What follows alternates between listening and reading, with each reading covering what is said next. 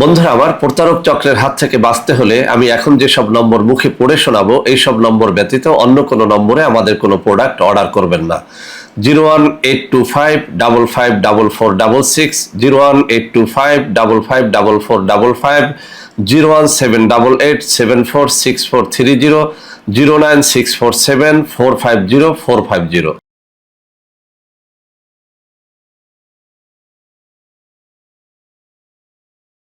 আসসালামু আলাইকুম ওরহমতুল্লাহি ওবরাকাতুহ। বিসমিল্লাহির রহমানির রহিম। আলহামদুলিল্লাহি রাব্বিল আলামিন ওয়াল আকিবাতু লিল মুত্তাকিন ওয়াসসালাতু ওয়াসসালামু আলা নাবিয়্যিহি মুহাম্মাদিন ওয়া আলিহি ওয়া আসহাবিহি আজমাইন, আম্মা বাদ। সম্মানিত দিনদার ভাই বোনেরা, পবিত্র মাহে রমজান উপলক্ষে আমি এই চ্যানেলে নিয়মিতই পবিত্র কোরআনুল কারীমের বিভিন্ন সূরা তেলাওয়াত করে শোনাবো এবং সেই সমস্ত সূরার ফজিলত আপনাদের সামনে তুলে ধরব। বন্ধুরা আমার, অত্যন্ত পরিতাপের সাথে বলতে হয়, আমাদের দেশে একসময় মাহে রমজান এলে সবার হাতে কোরআন শরীফ থাকতো। কেউ সূরা ইয়াসিন তেলাওয়াত করতেন, কেউ সূরা আর রহমান তেলাওয়াত করতেন।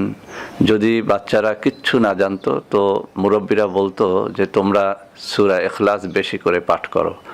তো সকালবেলাতে ঘুম থেকে উঠে সব বাচ্চারা সেপারা কোরআন শরীফ হাতে নিত, যে যেটা পারতো সেটা পড়তো। আজকে এই সমাজে আমরা সবাই মোবাইল নিয়ে ব্যস্ত, আমরা ডিজিটাল ডিভাইসগুলো নিয়ে ব্যস্ত, কেউ কোরআন শরীফ তেলাওয়াত করি না। মুরব্বীরাও যা একটু সূরা ইয়াসিন তেলাওয়াত করবেন আর রহমান তেলাওয়াত করবেন, ওয়াকিয়া তেলাওয়াত করবেন, তা আবার একদল বেদাতি ফতোয়ার কারণে তারাও সেগুলো পড়া বন্ধ করে দিয়েছেন। আমি এই কথাটা এই কারণে বললাম যে সূরা ইয়াসিনের উপরে শত শত হাদিস রয়েছে, সূরা ওয়াকিয়ার উপরে, সূরা আর রহমানের উপরে শত শত সহিহ হাদিস রয়েছে। এখনকার কিছু বেদাতি ওলামায়ে কেরাম এই সমস্ত সূরা তেলাওয়াতের কোনো বিশেষ ফজিলত নেই বলে তারা প্রচার করে থাকেন। ফলে যেটা হয়, মুরব্বীরা যে তেলাওয়াত করতো সবসময়, সেই মুরব্বীরাও এখন তেলাওয়াত ছেড়ে দিয়েছে আর জিজ্ঞেস করছে, হুজুর এটা তো তেলাওয়াত করলে বেদাত হবে, ওটা তেলাওয়াত করলে বেদাত হবে। তো বন্ধুরা আমার, আমরা আউলিয়া কেরামের কথায় বিশ্বাসী, সাহাবায়ে কেরামের আমলে বিশ্বাসী, তাই আমরা এই পবিত্র কিতাব যা সারসিনা দরবার শরীফ থেকে প্রকাশিত করা হয়েছে, ওজিফায়ে সালিহিন, এর মধ্যে প্রায় 500 পৃষ্ঠা রয়েছে এবং প্রত্যেকটা পৃষ্ঠার মধ্যে সহি আমল দ্বারা এই ওজিফাটি সাজানো হয়েছে। বন্ধুরা আমার অত্যন্ত এই প্রিয় কিতাব থেকে আমি এই চ্যানেলে অনেকগুলো ভিডিও আপলোড করেছি। এখানে যে সূরাটি তুলে ধরা হয়েছে সেই সূরার বিশেষ ফজিলতগুলো সহি হাদিস দ্বারা প্রমাণ করার চেষ্টা করা হয়েছে। তো বন্ধুরা আমার, গতকালকে আমি এই চ্যানেলের মধ্যে সূরা ইয়াসিনের উপরে বিস্তারিত আলোচনা করেছিলাম এই পবিত্র কিতাব থেকে, এবং সূরা ইয়াসিন সম্পূর্ণ তেলাওয়াত করে আপনাদের শুনিয়েছিলাম অর্থসহ। তো তারপরে অনেক ভাই বোন আমাকে মেসেজ করেছেন, ফোনে জানিয়েছেন যে হুজুর সূরা ইয়াসিন অত্যন্ত ফজিলতপূর্ণ, এতে কোনো সন্দেহ নেই, কিন্তু আমরা অনেকেই এত লম্বা সূরাটি মুখস্থ করতে পারছি না বা সেই সময় সুযোগ আমাদের হচ্ছে না।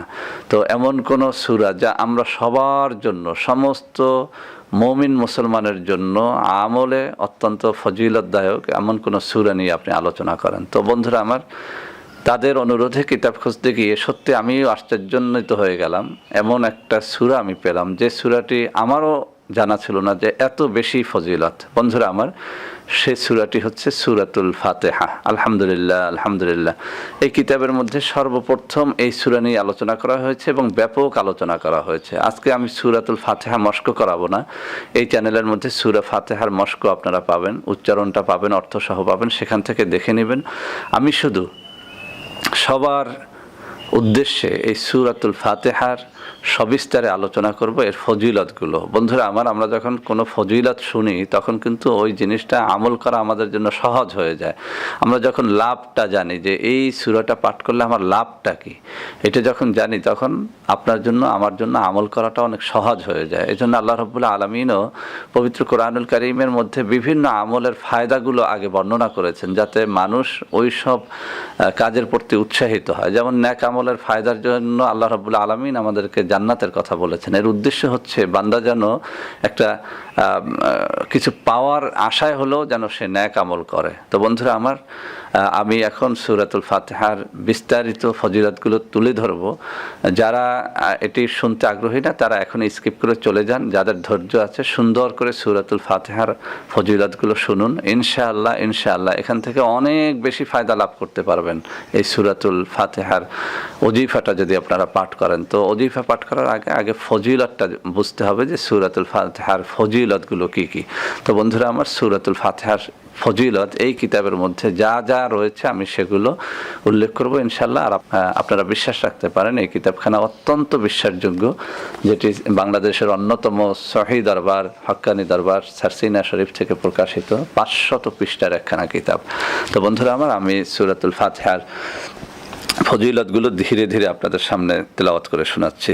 বন্ধুরা আমার, ওজিফায়ে সালিহিন এই কিতাবের 18 নম্বর পৃষ্ঠা থেকে সূরাতুল ফাতিহার ফজিলত ও আমল শুরু হয়েছে। আমি একে একে হাদিসগুলো আপনাদের সামনে তেলাওয়াত করছি। সূরা ফাতিহার ফজিলত ও আমল। সূরা ফাতিহার গুরুত্ব ও তাৎপর্য অসংখ্য ও ব্যাপক।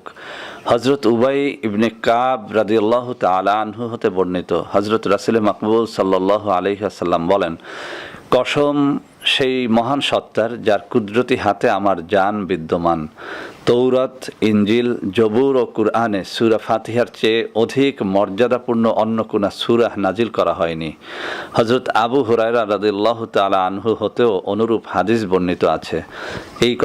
এই হাদিসটি বর্ণিত আছে তিরমিজি শরীফ এবং তাফসিরে কাবীরের প্রথম খণ্ডের 97 পৃষ্ঠার মধ্যে। বন্ধুরা আমার, আমরা দ্বিতীয় হাদিসটি শুনব। হযরত আব্দুল্লাহ ইবনে আব্বাস রাদিয়াল্লাহু তাআলা আনহু হতে বর্ণিত, তিনি বলেন, ঘটনাক্রমে আমরা একদিন হযরত রাসূল মাকবুল সাল্লাল্লাহু আলাইহি ওয়াসাল্লামের নিকট উপস্থিত ছিলাম। হঠাৎ একজন ফেরেশতা তার খেদমতে হাজির হয়ে আরজ করলেন, ইয়া রাসূলুল্লাহ, আপনি দুটি নূরের সংবাদ গ্রহণ করুন যা আপনাকে প্রদান করা হয়েছে এবং যা অন্য কোনো নবী রাসূলকে দান করা হয়নি। উহার একটি নূর হলো সূরা ফাতিহা এবং অপরটি হলো সূরা বাকারার শেষ আয়াতদ্বয়, অর্থাৎ আমানার রসুল থেকে শেষ পর্যন্ত। ইয়া রাসূলুল্লাহ, আপনি উল্লিখিত আয়াতের অন্তর্ভুক্ত যে কোনো দোয়া পাঠ করবেন আপনার দোয়া কবুল হয়ে যাবে। সুবহানাল্লাহি ওয়া বিহামদিহি সুবহানাল্লাহিল আযীম। বন্ধুরা আমার, আমরা দোয়া কবুলের জন্য অনেক আমল খুঁজতে থাকি আর ভুয়া আমলের উপরে আমল শুরু করে দেই। যারা বলে যে এই দোয়াটি পড়েন, রাতের ভিতরে আপনার দোয়া কবুল হয়ে যাবে, সকালে চাকরি পেয়ে যাবেন, কোটি টাকার মালিক হয়ে যাবেন 24 ঘন্টার মধ্যে, এই ভুয়া কথাগুলো যারা বলে সেই কথাগুলো আমরা খুব ভালো বিশ্বাস করি। কিন্তু দেখুন, মুসলিম শরীফের হাদিস, যেখানে আল্লাহ রসুল সাল্লাল্লাহু আলাইহি ওয়াসাল্লামকে ফেরেশতা এসে বলে গেলেন যে দুটো নূরের সংবাদ গ্রহণ করুন যা আপনাকে প্রদান করা হয়েছে এবং যা অন্য নবী রাসূলদের দান করা হয়নি। উহার একটি নূর হলো সূরা ফাতিহা এবং অপরটি হলো সূরা বাকারার শেষ আয়াতদ্বয়, অর্থাৎ আমানার রসুল থেকে শেষ পর্যন্ত। ইয়া রাসূলুল্লাহ, আপনি উল্লেখিত আয়াতের অন্তর্ভুক্ত যে কোনো দোয়া পাঠ করবেন আপনার দোয়া কবুল হয়ে যাবে। মুসলিম শরীফের হাদিস। তো আপনারা যারা দোয়া কবুলের জন্য খুব বেশি অস্থির, আপনার খুব বেশি প্রয়োজন আল্লাহ রাব্বুল আলামিনের কাছে রয়েছে, আমি বলবো আজে বাজে ভাওতাবাজে আমলগুলো বাদ দেন। এই মুসলিম শরীফে উল্লেখিত এই হাদিসের আলোকে সূরাতুল ফাতিহা বেশি করে পাঠ করে আল্লাহ রাব্বুল আলামিনের কাছে দোয়া করতে থাকেন, ইনশাআল্লাহ দোয়া কবুল হয়ে যাবে। তো বন্ধুরা আমরা তৃতীয় নম্বর হাদিসখানা শুনবো সূরাতুল ফাতিহার উপরে। হযরত হুযায়ফা বিন ইয়ামান রাদিয়াল্লাহু তাআলা আনহু হতে বর্ণিত, তিনি বলেন, হযরত রাসূল মাকবুল সাল্লাল্লাহু আলাইহি ওয়াসাল্লাম ইরশাদ করেন, আল্লাহ পাক যখন কোনো মানব গোষ্ঠীর ওপর কোনো শাস্তি অবধারিত করেন, অতঃপর তাদের মধ্য হতে কোনো বালক পবিত্র কোরআনের সূরা ফাতিহা পাঠ করে এবং আল্লাহ পাক তা শ্রবণ করেন, তখন আল্লাহ পাক উহার বরকতে তাদের থেকে 40 বছর পর্যন্ত ওই শাস্তি উঠিয়ে নেন। সালাবি।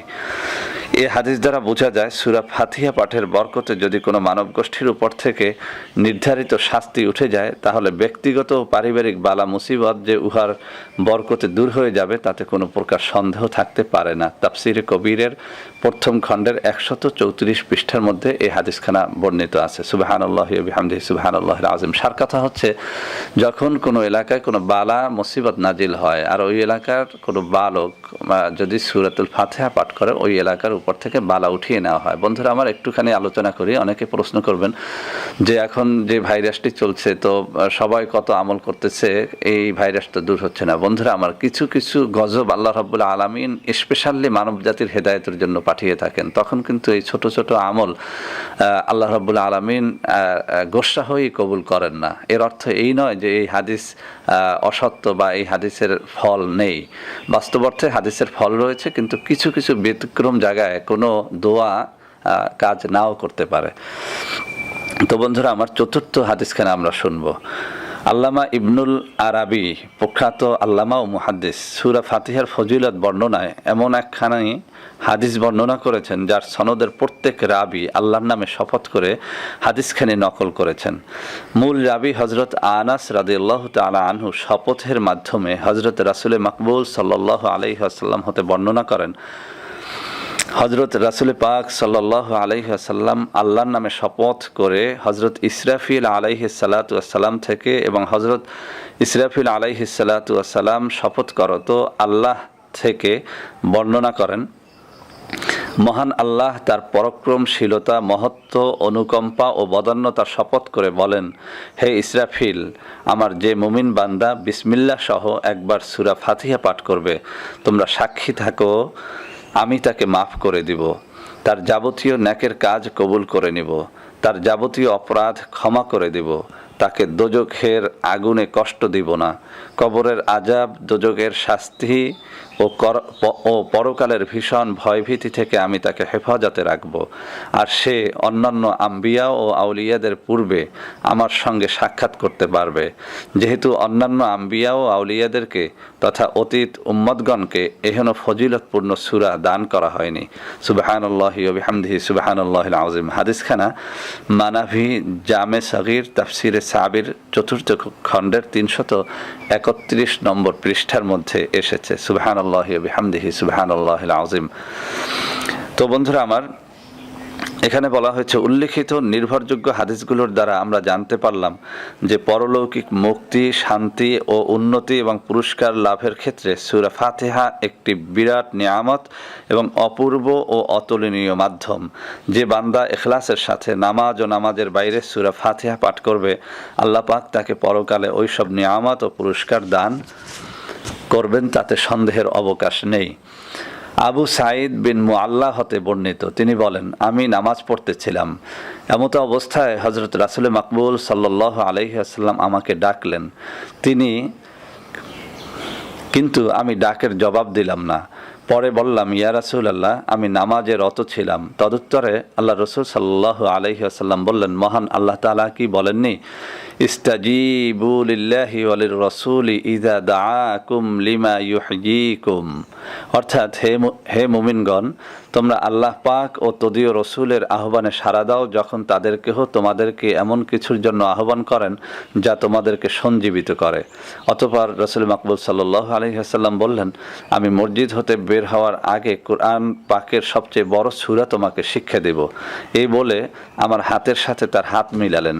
মসজিদে নববী হতে বের হবার প্রকালে আমি বললাম, ইয়া রাসূলাল্লাহ, আমাকে কোরআনের সবথেকে বড় সূরা শেখাবেন বলেছেন। তখন তিনি বললেন, আলহামদুলিল্লাহি রাব্বিল আলামিন, হিয়া সাবউল মাসানি ওয়াল কুরআনুল আযীম, অর্থাৎ মর্যাদার দিক দিয়ে কোরআনের সর্বোত্তম সূরা হলো সূরা ফাতিহা, যা ৭ আয়াত সম্বলিত এবং যা নামাজে বারবার পাঠ করা হয়। সুবহানাল্লাহি ওয়া বিহামদিহি সুবহানাল্লাহিল আযীম। হযরত আবু হুরায়রা রাদিয়াল্লাহু তাআলা আনহু হতে বর্ণিত, হযরত রাসূল মাকবুল সাল্লাল্লাহু আলাইহি ওয়াসাল্লাম উবাই বিন কাব রাদিয়াল্লাহু তাআলা আনহুকে নামাজরত অবস্থায় ডাকলেন। তিনি ডাক শুনে নবী পাকের প্রতি তাকালেন, কিন্তু উত্তর করলেন না। নামাজ সংক্ষেপে আদায় করে হযরত রাসূল মাকবুল সাল্লাল্লাহু আলাইহি ওয়াসাল্লামের প্রতি সালাম দিলেন।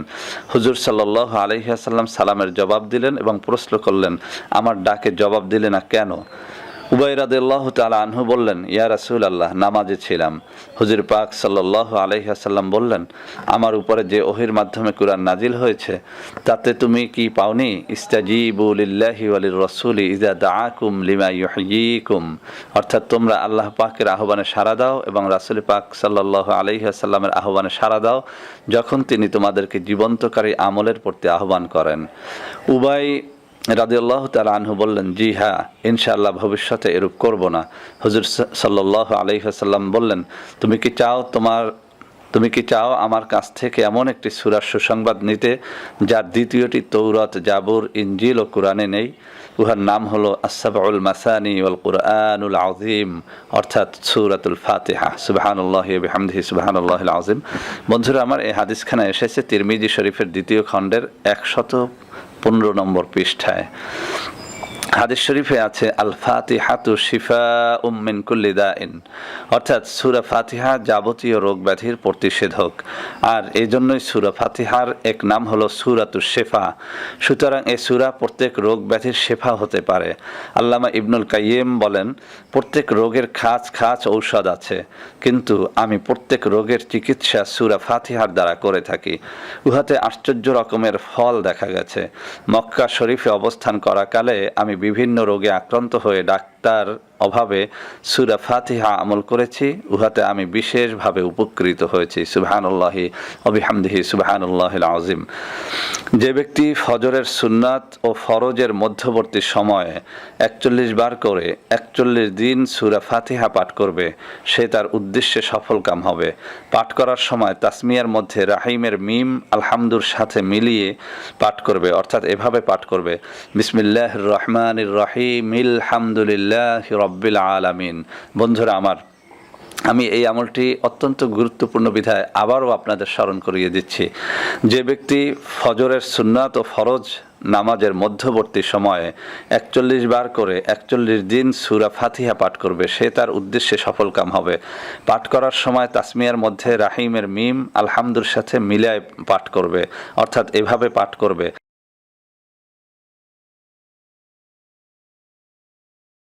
বন্ধুরা আমার, আমি সূরাতুল ফাতিহার যতগুলো আলোচনা এই চ্যানেলের মধ্যে করেছি, সব জায়গায় সূরাতুল ফাতিহা এইভাবেই পাঠ করতে বলেছিলাম। অনেকে নানা রকমের প্রশ্ন করেছেন আমাকে। এটি কিন্তু সহিহ হাদিস এবং পবিত্র কুরআনুল কারীম দ্বারা সাব্যস্ত। অর্থাৎ সূরাতুল ফাতিহার দ্বারা বিশেষভাবে কোনো উপকার লাভ করতে হলে আপনাকে সূরাতুল ফাতিহার প্রথম আয়াত বিসমিল্লাহির রহমানির রহিমি, এই যে মি আর শেষের যে আলহামদুলিল্লাহি রাব্বিল আলামিন, এই দুটো আয়াত শুদ্ধ রূপে এভাবে মিলিয়ে পড়তে হবে। তো বন্ধুরা আমার, আমরা একটা বিষয় জানলাম যে সূরাতুল ফাতিহার মাধ্যমে যত বড় কঠিন আপনার আশা হোক না কেন, যত বড় কঠিন দোয়া কবুলের বিষয় হোক না কেন, আপনি কিন্তু সেটি আল্লাহ রাব্বুল আলামিনের কাছ থেকে চেয়ে নিতে পারেন একটা পদ্ধতিতে। সেই পদ্ধতিটি এই কিতাবের মধ্যে এভাবে বর্ণনা করা হয়েছে যে 41 দিন পর্যন্ত আপনি সূরাতুল ফাতিহা ওই বর্ণিত নিয়মে 41 বার করে পাঠ করবেন ফজরের সুন্নাত নামাজ এবং ফরজ নামাজের মধ্যবর্তী সময়ে। তো অনেকেই প্রশ্ন করবেন যে ফজরের এই সুন্নাত থেকে যদি আমরা পড়তে যাই তাহলে ফরজ নামাজ জামাতে পড়তে পারবো না। বন্ধুরা আমার, যারা এইসব আমল করবেন তারা একটু আগে ভাগেই ঘুম থেকে উঠে নেবেন এবং একদম ফজরের ওয়াক্ত যেটা শুরু হয়, আমি আবারও বলছি, ফজরের ওয়াক্ত যেটা শুরু হয়, আপনারা বিভিন্ন অ্যাপসে পাবেন, ক্যালেন্ডারের মধ্যে এই সময়টা দেয়া থাকে। মুয়াজ্জিন কিন্তু অনেক পরে আজান দেয়, কিন্তু ওয়াক্ত যখন হয়ে যায় সেই ওয়াক্তের সাথে সাথেই আপনি ফজরের 2 রাকাত সুন্নাত নামাজ একাকী আদায় করে নেবেন। জায়নামাজে বসে কিবলামুখী হয়ে 41 বার করে এভাবে তিলাওয়াত করে ওয়ালাদ-দাল্লিন আমিন পর্যন্ত আপনি 41 দিন পর্যন্ত 41 বার করে এই সূরাটি পাঠ করবেন। আপনি যত বড় জিনিস আল্লাহ রাব্বুল আলামিনের কাছে চান না কেন আপনি পেয়ে যাবেন। এই আমলটি কিন্তু অত্যন্ত পরীক্ষিত। তো বন্ধুরা আমার, এছাড়া কেহ যদি মেশকো, জাফরান, গোলাপের কালি দিয়ে সীসার পাত্রে সূরা ফাতিহা লিখে 40 দিন পর্যন্ত রোগীকে পান করায় তাহলে সে আরোগ্য লাভ করবে। এখানে একটি সুন্দর আমল দেওয়া হয়েছে, কেহ যদি মেশকো, জাফরান, গোলাপের কালি দিয়ে সীসার পাত্রে সূরা ফাতিহা লিখে 40 দিন পর্যন্ত কোনো কঠিন রোগীকে পান করায় তাহলে সে আরোগ্য লাভ করবে। আমরা অনেক সময় অনেক রোগী নিয়ে এমন কঠিন অবস্থার মধ্যে পতিত হয়ে যায় যে ওই রোগী কোনোভাবেই ভালো হয় না। সেক্ষেত্রে এই আমলটি আপনারা করে দেখতে পারেন। ইমাম জাফর সাদেক রহমতুল্লাহ আলাইহি বলেছেন, সূরা ফাতিহা পাঠ করে 40 বার পানিতে দম করো তো জ্বরে আক্রান্ত রোগীর চেহারায় ছিটিয়ে দিলে জ্বর দূরীভূত হয়। নুরুল কুলুব, খাজিনাতুল আসরার প্রভৃতি কিতাবের মধ্যে এই কথাটি উল্লেখ রয়েছে। হযরত উবাই বিন কাব রাদিয়াল্লাহু তাআলা আনহু হতে বর্ণিত, হযরত রাসূল মাকবুল সাল্লাল্লাহু আলাইহি ওয়াসাল্লাম বলেছেন, যে ব্যক্তি সূরা ফাতিহা পাঠ করলো সেজন্য তাওরাত, ইনজিল, জবুর, কুরআন কুরআনুল কারীম হযরত ইদ্রিস আলাইহিস সালাতু ওয়াসসালাম এর সহিফা সমূহ ও ইব্রাহিম আলাইহিস সালাতু ওয়াসসালামের সহিফা সমূহ 7 বার পাঠ করলো, ওই ব্যক্তির জন্য ফাতিহার প্রত্যেক হরফে বেহেশতে একটি সোপান হবে, যা আসমান ও জমিনের মধ্যকার 500 বছরের দূরত্বের সমান। তাফসিরে ফাতিহা। সুবহানাল্লাহি ওয়া বিহামদিহি সুবহানাল্লাহিল আযীম। হযরত আনাস রাদিয়াল্লাহু তাআলা আনহু হতে বর্ণিত, যখন তুমি সূরা ফাতিহা ও ইখলাস পাঠ করবে, মউত ছাড়া সমস্ত বিপদ হতে তুমি মুক্ত থাকবে। সুবহানাল্লাহি ওয়া বিহামদিহি সুবহানাল্লাহিল আযীম। হাদিস শরীফে বর্ণিত আছে, মহান আল্লাহ আরশের নিচে একজন ফেরেশতা সৃষ্টি করেছেন, যিনি সর্বদা দণ্ডায়মান, তার মস্তক মানুষের মস্তকের মতো। ওই ফেরেশতার ডান দিকে 70,000 ডানা এবং বাম দিকেও 70,000 ডানা রয়েছে। প্রত্যেক ডানার উপরে 12,000 মাথা, প্রত্যেক মাথায় ফেরেশতাদের একটি করে কাতার রয়েছে। ওই ফেরেশতার পেশানিতে সূরা ফাতিহা লেখা আছে, ডান গালে সূরা ইখলাস এবং বাম গালে শাহিদাল্লাহু আন্নাহু লা ইলাহা ইল্লা হুয়া ওয়াল মালাইকাতু ওয়া উলুল ইলমি কাইমান বিল কিসত লা ইলাহা ইল্লা হুয়াল আজিজুল হাকিম লিখিত রয়েছে। ওই ফেরেশতার সম্মুখে 70,000 ফেরেশতা তার পেশানির প্রতি তাকিয়ে সূরা ফাতিহা পাঠ করতেছেন। যখন পড়েন ইয়াকা না'বুদু, তৎক্ষণাৎ তারা সিজদায় পড়ে যান। তখন মহান আল্লাহ তাদের প্রতি ওহী প্রেরণ করেন, ইরফাউ রুউসাকুম, তোমরা সকলে মস্তক উঠাও। ফাইন্নী ক্বাদ রাদিতু আনকুম ইয়া মালাইকাতি, ওহে ফেরেশতাগণ, আমি তোমাদের প্রতি সন্তুষ্ট হয়ে গেলাম। সুবহানাল্লাহি ওয়া বিহামদিহি সুবহানাল্লাহিল আযীম। এই হাদিসখানা দুররে মনসুরের মধ্যে উল্লেখ করা হয়েছে। মোট কথা এই যে চাকুরিজীবী, ব্যবসায়ী, কৃষিজীবী, মালিক, শ্রমিক নির্বিশেষে যে কোনো মুসলমান নরনারী যে কোনো বালা মুসিবতের সম্মুখীন হলে সে যদি ইখলাসের সাথে উক্ত নিয়মে সূরা ফাতিহার আমল করে, তাহলে আল্লাহ পাকের রহমতে তার বালা মুসিবত অবশ্যই দূর হয়ে যাবে ইনশাআল্লাহ।